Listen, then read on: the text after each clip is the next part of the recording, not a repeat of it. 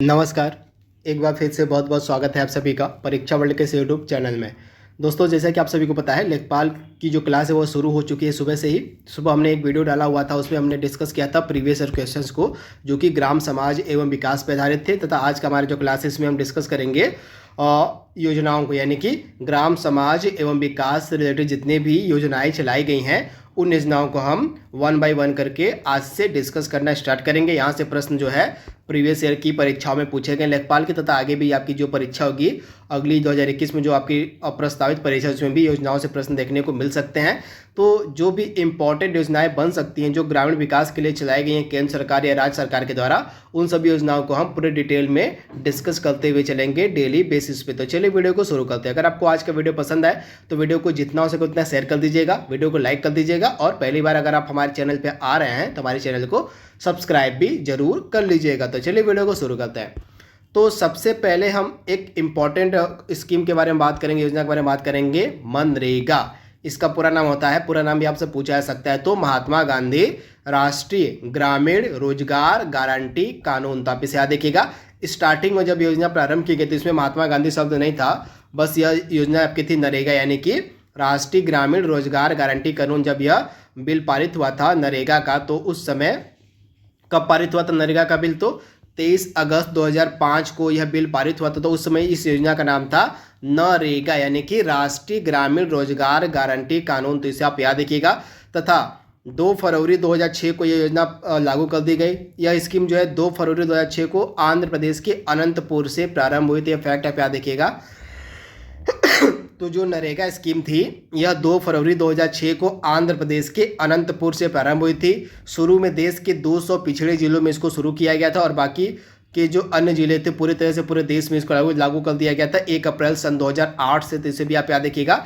Starting में जब 2 फरवरी 2006 को यह योजना प्रारंभ हुई थी तो सिर्फ देश के 200 पिछड़े जिलों में शुरू की गई थी, लेकिन 1 अप्रैल 2008 से देश के सभी जिलों में इसको जो है लागू कर दिया गया था नरेगा को। तो इसे भी आप याद रखिएगा। तथा 2 अक्टूबर 2008 को इस नरेगा योजना में जो है महात्मा गांधी शब्द जोड़ दिया गया, यानी कि 2 अक्टूबर 2008 से इस स्कीम का नाम परिवर्तित करके महात्मा गांधी राष्ट्रीय रोजगार गारंटी योजना कर दिया गया। वेरी वेरी इंपॉर्टेंट फैक्ट, आप ध्यान दीजिएगा। 2 अक्टूबर 2008 को इस स्कीम का नाम परिवर्तित करके महात्मा गांधी राष्ट्रीय रोजगार गारंटी योजना कर दिया गया। इस स्कीम का उद्देश्य क्या है देख लीजिए। ग्रामीण क्षेत्रों में कम से कम एक वित्त वर्ष में 100 दिन का अकुशल मानवीय कार्य उपलब्ध कराना। तो आप इसे ध्यान दीजिएगा। इस स्कीम का मेन उद्देश्य है कि ग्रामीण क्षेत्रों में एक वित्त वर्ष में 100 दिन का अकुशल मानवीय कार्य उपलब्ध कराना इस योजना का मेन उद्देश्य है। आप इसे याद रखिएगा।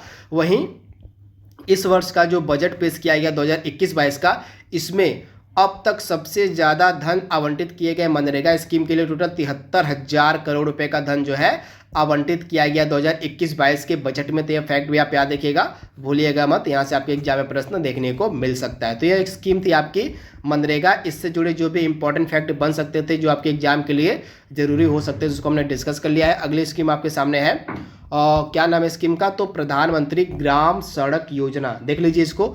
शुरुआत इसकी हुई थी आपकी 25 दिसंबर सन 2000 को, और ग्रामीण विकास मंत्रालय की यह योजना थी, तथा पूरी तरह से केंद्र प्रायोजित योजना है। आप याद देखिएगा, जो प्रधानमंत्री ग्राम सड़क योजना यह पूरी तरह से केंद्र प्रायोजित योजना है। योजना के प्रथम चरण में 1000 से अधिक आबादी वाले गाँवों को अच्छी 12मासी सड़कों से जोड़ना था। योजना के दूसरे चरण में 500 से अधिक आबादी वाले मैदानी गांवों को अच्छी 12मासी सड़कों से जोड़ना था, और पहाड़ी राज्यों तथा रेगिस्तानी और जनजातीय क्षेत्रों में 250 या इससे अधिक आबादी वाले गांवों को सड़कों से जोड़ना मेन उद्देश्य था प्रधानमंत्री ग्राम सड़क योजना का। नीति आयोग की सिफारिश के अनुसार योजना का जो वित्तीयन है केंद्र राज्य अनुपात में जो है समान राज्यों के मामले में 60 संबंधी 40, यानी कि समान राज्य अगर होगा तो उसमें 60% जो वित्त है वो करेगा केंद्र, और 40% वित्त की व्यवस्था राज्य करेगा। वहीं अगर विशेष राज्य है तो उसमें 90% वित्त की व्यवस्था केंद्र करेगा और 10% राज्य करेगा, और संघीय राज्य क्षेत्र है तो उसमें 100% का वित्तयन करेगा आपकी केंद्र सरकार। तो इसे भी आप याद रखिएगा, भूलिएगा मत, प्रधानमंत्री ग्राम सड़क योजना। अगला स्कीम आपके सामने है इंदिरा आवास योजना। अब योजना को समाप्त कर दिया गया, इस योजना के नाम पर कर दिया गया प्रधानमंत्री आवास योजना भी इस योजना का नाम कर दिया गया, तो उसको भी आगे देखेंगे। सबसे पहले देख लेते हैं इंदिरा आवास योजना क्या थी। इंदिरा आवास योजना की जो शुरुआत की गई थी मई 1985 में। इस योजना में मकान का आवंटन महिला सदस्य अथवा पति पत्नी के संयुक्त नाम पर किया जाता था। इसमें मकान जो है 60% जो है अनुसूचित जाति और जनजाति के लिए आरक्षित होते थे तथा 3% आरक्षण आश्वस्त एवं अक्षम लोगों को दिया जाता था, यानी कि जो है गरीब तबके के जो लोग होते थे उनको जो है फ्री में आवास मुहैया कराया जाता था इंदिरा आवास योजना के तहत। तो इसे आप ध्यान दीजिएगा, 1985 में इसकी शुरुआत की गई थी।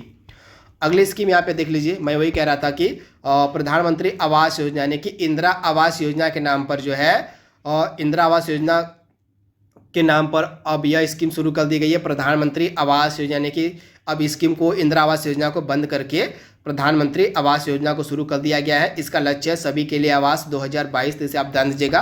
प्रधानमंत्री आवास योजना का लक्ष्य क्या है, तो सभी के लिए आवास 2022 तक। इसकी शुरुआत कब हुई थी, तो 25 जून 2015 को प्रधानमंत्री नरेंद्र मोदी के द्वारा जो है और प्रधानमंत्री आवास योजना की शुरुआत की गई थी। वर्ष 2022 में स्वतंत्रता के 75 वर्ष पूरे हो रहे हैं, इसलिए वर्ष 2022 तक सभी को आवास का लक्ष्य रखा गया है, तो इसे भी आप ध्यान दीजिएगा। इस योजना का पहले नाम था इंदिरा आवास योजना, मैंने आपको बताया था।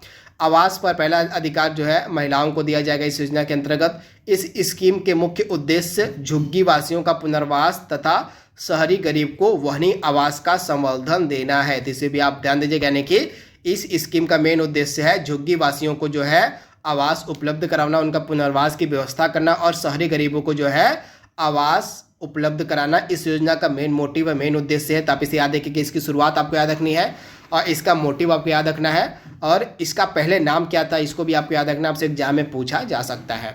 अगला स्कीम इंपॉर्टेंट है, देख लीजिए यहाँ पे, राष्ट्रीय ग्रामीण आजीविका मिशन, काफ़ी इंपॉर्टेंट स्कीम है। इसकी शुरुआत हुई थी वर्ष 2011 में राजस्थान के बांसवाड़ा जिले से की गई थी, आप ध्यान दीजिएगा। राष्ट्रीय ग्रामीण आजीविका मिशन की शुरुआत हुई थी 2011 में राजस्थान के बांसवाड़ा जिले से।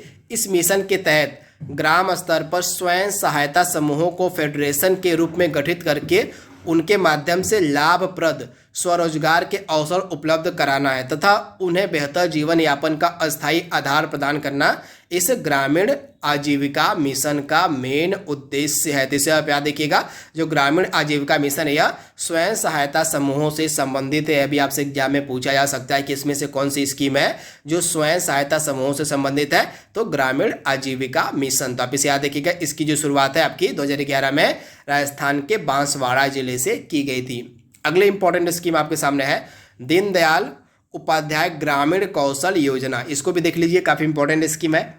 तो दीनदयाल उपाध्याय ग्रामीण कौशल योजना की शुरुआत हुई थी 25 दिसंबर 2014 को। 25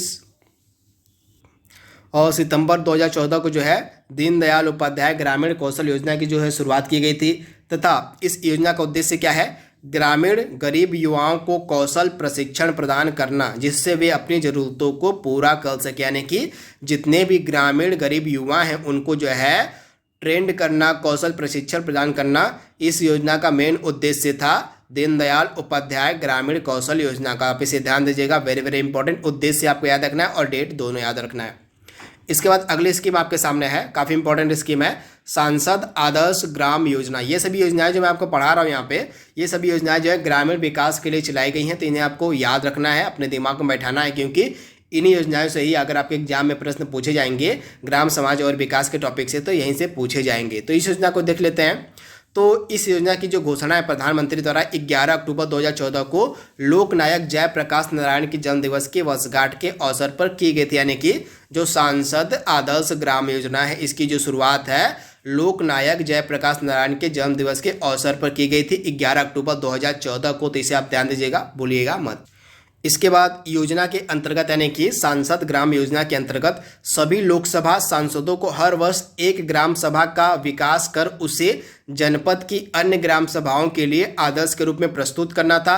साथ ही राज्यसभा सांसदों को अपने कार्यकाल के दौरान कम से कम एक ग्राम सभा का विकास करना था। तो इसे आप ध्यान दीजिएगा।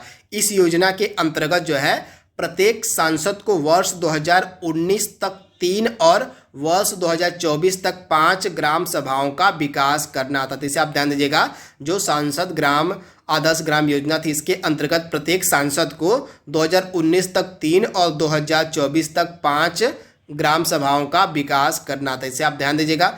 इस योजना का उद्देश्य चयनित ग्राम सभाओं को कृषि, स्वास्थ्य, साफ सफाई, आजीविका, पर्यावरण, शिक्षा आदि क्षेत्रों में सशक्त बनाना था। तो ये आपकी स्कीम थी सांसद आदर्श ग्राम योजना। तो यहाँ पे हमने कुछ इंपॉर्टेंट स्कीमों को डिस्कस किया है जो ग्रामीण विकास के लिए चलाई गई थी। इसके अलावा भी और जो भी स्कीमें बन सकती हैं उनको भी हम आगे की वीडियो में डिस्कस करेंगे। यह वीडियो आपको कैसा लगा हमें कमेंट बॉक्स में बताइएगा। तो आज के लिए बस इतना ही।